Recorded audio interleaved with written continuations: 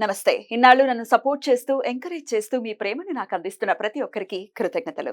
అలాగే ఈ వీడియో కూడా ఖచ్చితంగా మీకు ఉపయోగపడుతుంది. లైక్, షేర్ అండ్ సబ్స్క్రైబ్ చేసి మీ సపోర్ట్‌ని నాకు అందించండి. అలాగే ఈ వీడియో పట్ల మీకున్న అభిప్రాయాన్ని కామెంట్ సెక్షన్‌లో కామెంట్ చేసి తెలియజేయండి. ఇప్పుడు వీడియోని చూద్దాం. నమస్తే. Welcome to our channel. నేను పద్మిని. ప్రస్తుతంతో పాటు ప్రముఖ ఆధ్యాత్మికవేత్త, ఆస్ట్రో న్యూమరాలజిస్ట్, ఎనర్జీ వాస్తు స్పెషలిస్ట్, శ్రీ విద్య ఉపాసకులు శ్రీమతి జయప్రద గారు మనతో పాటు ఉన్నారు. మాట్లాడదాం. నమస్కారం అండి. నమస్కారం అమ్మ. శ్రీమాత్రే నమః. బాగున్నారా? బాగున్నా. మీ డ్రెస్ బాగుంది ఇవాళ. Thank you. కొత్తది. కొత్తవి ఏంటంటే చాలా మందికి ఉంటుందేమో ఈ అలవాటు. కొన్ని వెంటనే వేసేసుకోవాలి. లేకపోతే ఎవరైనా పెట్టిన వెంటనే ఒకవేళ నచ్చితే వేసేసుకోవాలి. ఆ బాపతే. కాంబినేషన్ బాగుంది. Thank you so very much. Right.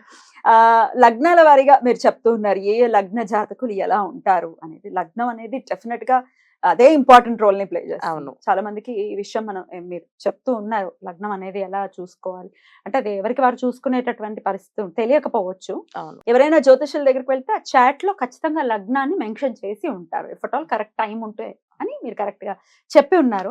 అయినప్పటికీ అడుగుతున్నారు ఏంటి లగ్నం అంటే ఏం చూసుకోవాలి, ఎలా చూసుకోవాలి అని. దీని గురించి ఒకసారి టూకీగా చెప్పండి. అలాగే ఆల్రెడీ మేష, వృషభ లగ్నాల గురించి మాట్లాడుకున్నాం. మీకు ఇప్పుడు మిథున లగ్నం వీళ్ళు ఎలా ఉంటారు? తప్పకుండా.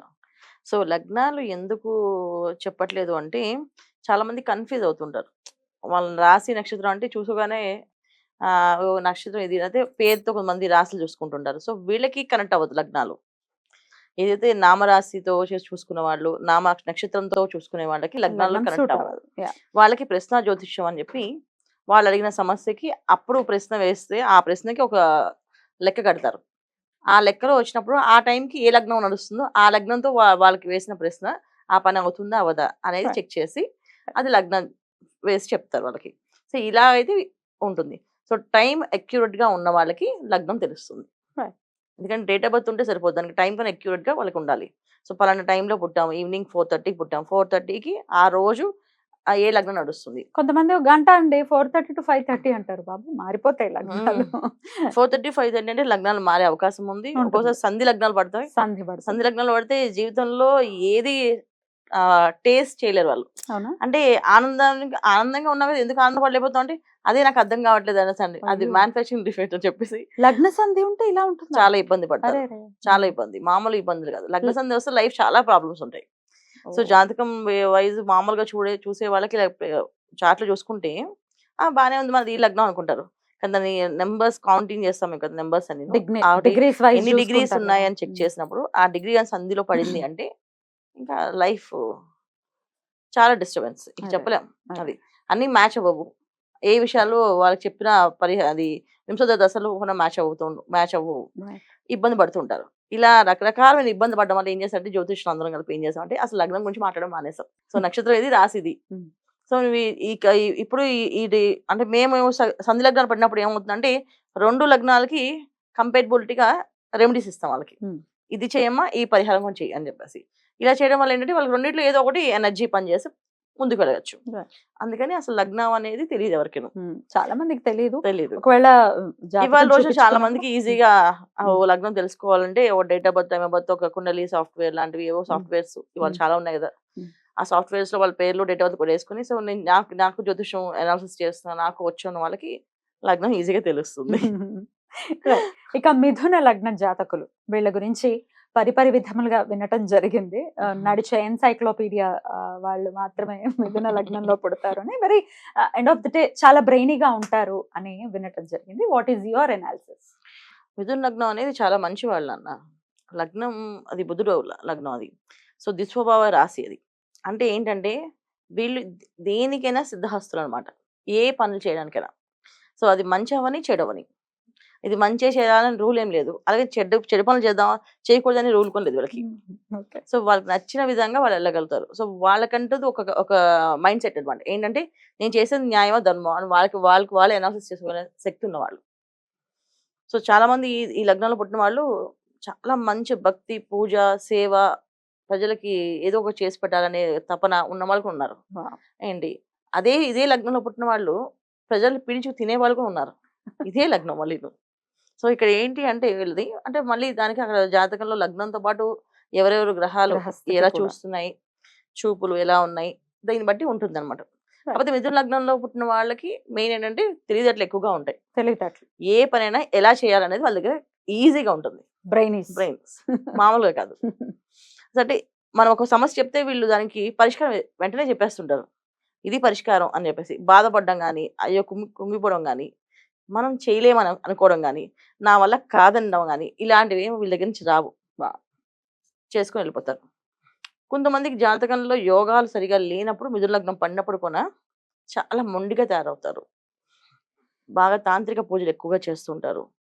తాంత్రిక విద్యలో వాళ్ళు దానికే ఎడిక్ట్ అవుతుంటారు వాళ్ళు బాగా. ఎందుకంటే మాకు మనిషిని చూస్తే నీకు ఈ లక్షణాలు ఉన్నాయి, నీకు ఈ ప్రాబ్లం ఉంది అని చెప్పేస్తుంటారు వాళ్ళు.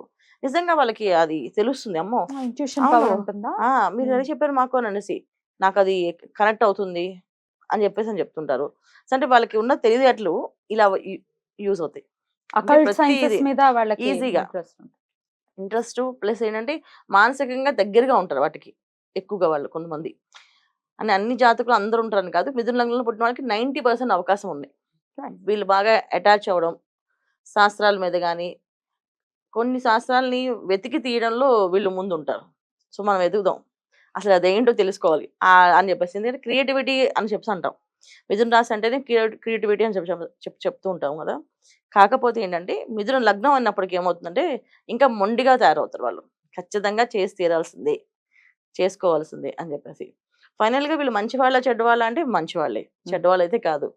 కాకపోతే ఏంటంటే కొన్ని సిచ్యువేషన్స్ని మనుషులను అలా మార్చేస్తానప్పుడు వీళ్ళకి ఆ అటాచ్మెంట్స్, తిరిగే వాతావరణం చాలా ఇంపార్టెంట్. వీళ్ళు భక్తి, పూజ, శ్రద్ధ దాంట్లో ఎక్కువ తిరిగారనుకోండి, సో దానికి సంబంధించినవన్నీ అనాలిసిస్ చేస్తారు బాగా. ఇది ఇలా చేసుకోవచ్చు, ఈ పూజ విధానం ఇలా చేయొచ్చు, ఇంకా దీనికి ఇలా రాసి ఉంది శాస్త్రంలో అని వెతికి తీస్తారు. అదే ఒక మాఫియాలో తిరిగారనుకోండి, దాంట్లో ఎలా మాఫియా చేయొచ్చు అనేది రూల్ చేస్తారు. ఓకే, వాళ్ళు వెళ్ళే పాత్ ని బట్టి ఉంటుంది అంతే. కంపల్సరీగా ఏ పాత్ అయినా కూడా సిద్ధహస్తులుగా ఉంటారు. సిద్ధహస్తులు. అమ్మ బాబాయ్. మిథున లగ్నం అంటేనే కొంచెం ఆలోచించవలసిన విషయమే. ఎందుకంటే అంత ఈజీగా ఓకే వీళ్ళు మంచి వాళ్ళని అని చెప్పలేము, అలాగే చెడ్డవాళ్ళని చెప్పలేము. కాకపోతే ఏంటంటే బేసిక్గా బుద్ధుడు అనే మాత్రం ఏంటంటే బేసిక్గా ప్రతి విషయాన్ని అనాలిసిస్ చేయడం తప్ప వాళ్ళకి వేరే విషయం ఉండదు. మనసులో ఒక కుళ్ళు కుతంత్రాలు కానీ చేయాలని ఉండదు. వాళ్ళకి అనాలిసిస్ ఈ విధంగా చేయాలి, ఈ విధంగా చేస్తే బాగుంటుంది అని ఐడియాస్ ఇవ్వడం, ఐడియాలజీ బాగా ఎక్కువగా ఉంటుంది వాళ్ళకి. అందువల్ల వీళ్ళకి కొంచెం కమర్షియల్గా కొంతమంది అంటారు ప్రతిదానికి లెక్కలు వేస్తూ ఉంటే లెక్కలు కడితే ఎలా జీవితాలు అని చెప్పేసి. కానీ వీళ్ళు లెక్కలు కట్టే మనుషులు కాదు, ప్రతి విషయానికి సమస్యకి పరిష్కారం చెప్తారు. దట్స్ బ్యూటిఫుల్ అసలు. అయితే వీళ్ళు చెయ్యకూడని పనులేంటి ఎట్టి పరిస్థితుల్లో జీవితం? 100% పెళ్లి కను కాకుండా ఉన్న వాళ్ళు ఉన్నారు. ఇలా ఈ లగ్నంలో ఉన్న వాళ్ళు కొంతమంది పెళ్లి చేసుకోవాలని మొండికేసిన వాళ్ళు ఉన్నారు. అసలు మాకు పెళ్ళే వద్దు, అసలు పెళ్లి చేసుకోండి, చేసే సంసారంతో బాధపడే కంటే హ్యాపీగా రిలాక్స్గా ఉండడం బెటరు అన్ని లెక్కలు వేసుకునే వాళ్ళకు ఉన్నారు. సో ఇలాగా డిఫరెంట్గా ఉన్నాయి కనుక ఖచ్చితంగా వీళ్ళు చేయాల్సింది ఏంటంటే భగవంతుడు ఆరాధన ఎప్పుడు చేస్తారు వీళ్ళు. కొంచెం ఇంకొంచెం ఎక్కువగా అది రాంగ్ అని తెలిసి ముట్టుకోకూడదు. బ్యూటిఫుల్ అండి, చాలా బ్యూటిఫుల్ గా ఎక్స్ప్లెయిన్ చేశారు. మిథున లగ్న జాతకులకి డెఫినెట్ గా ఇది ఉపయోగపడాలి ఈ వీడియో అని మనస్ఫూర్తిగా కోరుకుంటే ఇక నెక్స్ట్ ఎపిసోడ్ లో కర్కాటక లగ్నం గురించి మాట్లాడుకుందాం. థ్యాంక్ యూ సో మచ్ అండి. నమస్తే. తప్పకుండా. శ్రీమాత్రే నమః.